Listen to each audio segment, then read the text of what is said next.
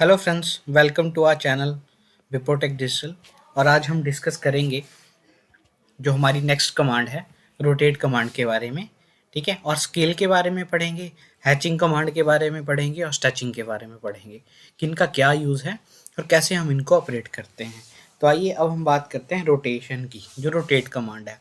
देखो, जो हमारे पास मूव, कॉपी, रोटेट, स्केल ये कमांड है, इसमें जब भी आप किसी चीज़ को रोटेट करना चाहते हैं, मूव करना चाहते हैं या कॉपी करना चाहते हैं, तो वो आपसे एक कंफर्मेशन लेता है बेस पॉइंट की, कि select base point. Base point कौन सा, जहाँ से आपने उस ऑब्जेक्ट को कॉपी करना हो, मूव करना हो, रोटेट करना हो।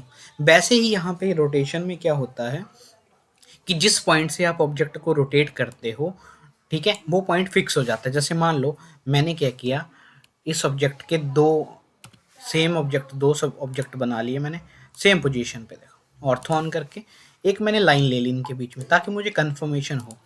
अब मैं दोनों को रोटेट करूंगा, बस इनके बेस पॉइंट अलग रखूंगा। देखो होगा क्या कि जिस बेस पॉइंट से आप बॉडी को रोटेट करोगे वो पॉइंट फिक्स हो जाता है। जैसे RO एंटर करोगे, जैसे आप इस ऑब्जेक्ट को सिलेक्ट करते हो, एंटर, ये पूछे specify base point.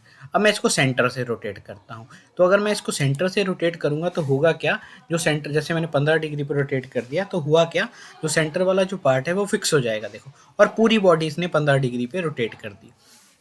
But same चीज़ मैं दूसरे ऑब्जेक्ट के ऊपर अप्लाई करूँ तो क्या होगा, जैसे मैंने इसको सिलेक्ट किया, एंटर किया, और मैंने बेस पॉइंट ये ले लिया। अब मैं बॉडी को 15 डिग्री पे रोटेट करूँगा।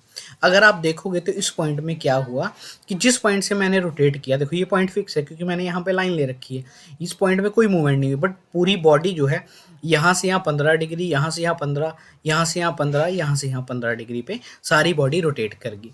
तो हमेशा ध्यान रखना, रोटेशन कमांड में जिस पॉइंट से आप बॉडी को रोटेट करते हो वो बॉडी क्या हो जाती है, फिक्स हो जाती है। ठीक है, उसके बाद हम बात करते हैं स्ट्रेच की। देखो, स्ट्रेच का काम क्या है, स्ट्रेच का काम होता है खींचना। ठीक है, एक स्ट्रेच हो जाता है, अगर स्ट्रेच कमांड पे जाओगे, यहाँ पे देखोगे तो एक स्ट्रेच का काम होता है अलग कर देना। जैसे अगर आप स्केच में देखोगे तो इसने इसका हाफ पॉइंट अलग कर दिया है। एक स्ट्रेच होता है खींचना। इसमें दोनों स्ट्रेच कैसे चलते हैं, जैसे मान लो मैंने इस बॉडी को एक्सप्लोड कर दिया, इस मैंने क्या किया, स्ट्रेच कमांड ली, एस एंटर किया, एक ऑब्जेक्ट को सिलेक्ट किया और एंटर। ठीक है, अब देखो मैं इसको यहाँ से स्ट्रेच कर सकता हूँ। मैंने क्या किया, इस ऑब्जेक्ट को ब्रेक करके यहाँ से क्या कर दिया, स्ट्रेच कर दिया।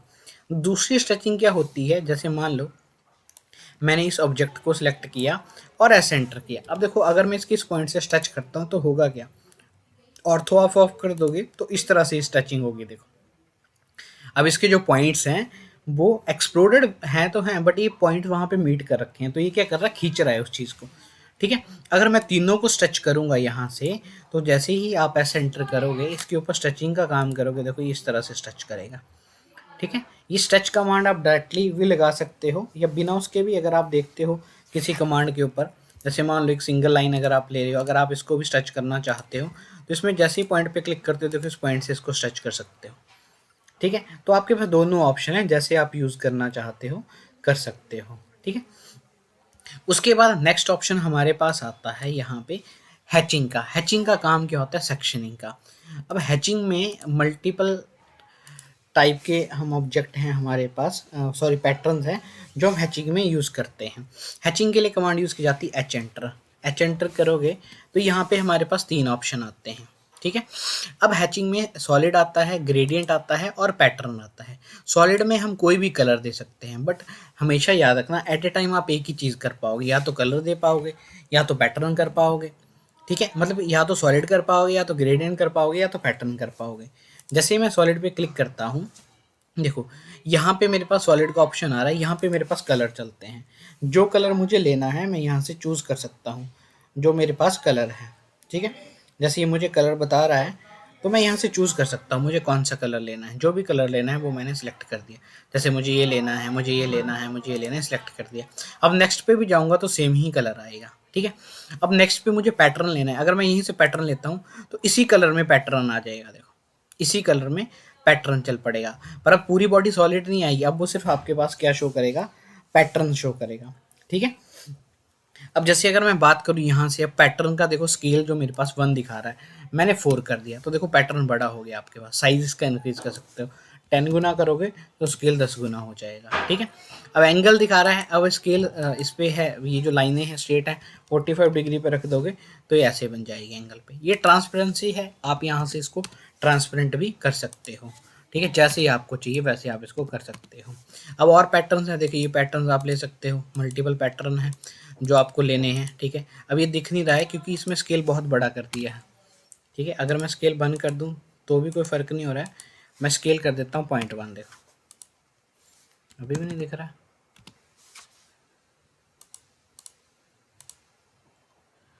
दो मिनट, इसका स्केल हम कर देते हैं 0.01।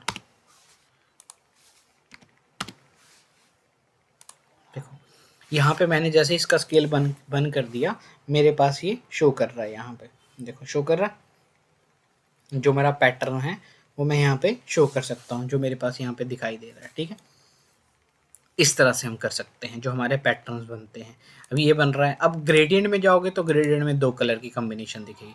अब देखो 2 कलर चेंज भी कर सकते हो, देख भी सकते हो, ठीक है। अगर आपको इसमें भी मल्टीपल पैटर्न देने हैं, देख सकते हो, ठीक है। जैसे हेक्स पैटर्न है, हाउंड है, ठीक है, ठीक है, हनी पैटर्न है। अब इसमें स्केल इसका बढ़ा दोगे तो ज़्यादा दिखेगा, ठीक है, और ज़्यादा कर दोगे तो और बड़ा दिखेगा। अब उस तरह से कर सकते हो, ठीक है। इस तरह से हमारा हैचिंग कमांड चलती है। लास्ट कमांड आती है हमारी स्केल। अब स्केल का काम क्या है, साइज़ को इंक्रीज़ करना, डिक्रीज़ करना, ठीक है। जैसे मान लो मेरे पास ये कोई मैंने स्क्वायर बना दिया 10x10 का, ठीक है।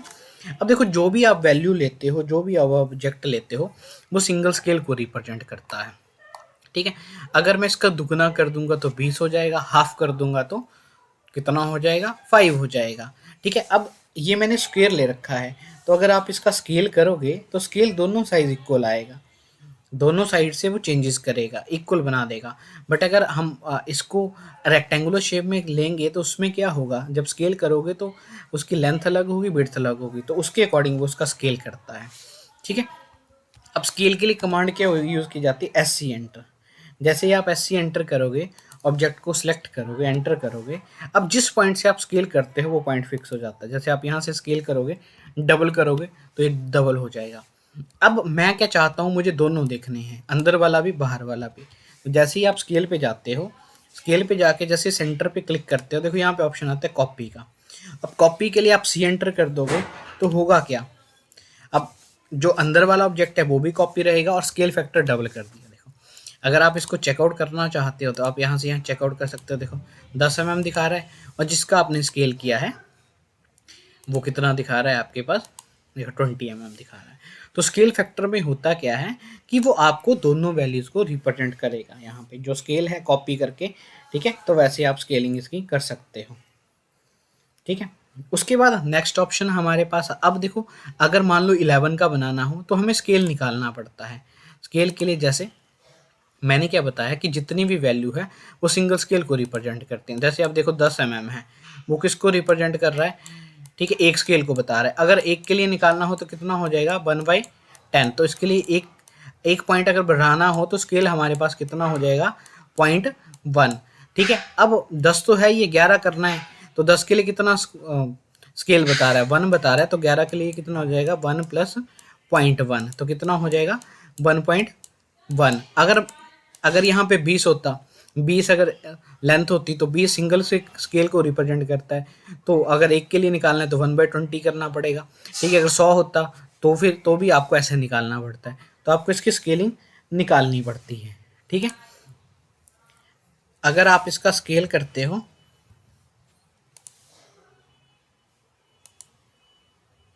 ठीक है, तो इस तरह से हम स्केल निकालते हैं, जो स्केल कमांड हमारी चलती है, ठीक है। अब आपने ध्यान रखना है स्केल फैक्टर हमें निकालना पड़ता है, फाइंड आउट करना पड़ता है, या कई बार आपके पास दिया होगा।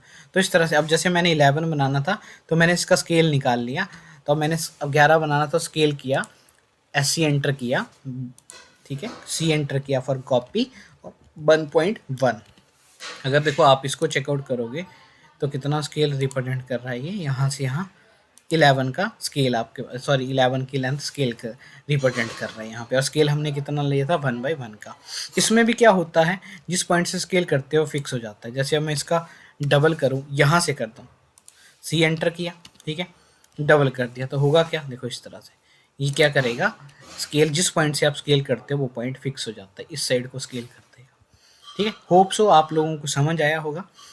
अब इसके लिए कुछ ड्राइंग्स रहती हैं, स्केलिंग कमांड के ऊपर कुछ ड्राइंग्स हैं, हैचिंग के लिए आप यूज़ कर सकते हो। स्केलिंग के लिए मैं आपको जो मेरे पास अभी ड्राइंग है वह मैं आपको शो कर देता हूँ, आपने वो ड्राइंग बनानी है। ठीक है, कोई डाउट्स होगा, कोई एरर होगा या कोई चीज़ नहीं बन रही है तो मेरे से पूछ सकते हो। ये वाली ड्राइंग है जो आपने बनानी है। ठीक है, इसमें देखो मिरर भी लिखा हुआ, स्केलिंग भी लिखी है, आप देख सकते हो इस ड्राइंग को, ये आपने बनानी है, ये आपका टास्क है। ठीक है, कोई क्वारीज होगी, कुछ भी होगा तो आप मुझसे पूछ सकते हो। Thank you.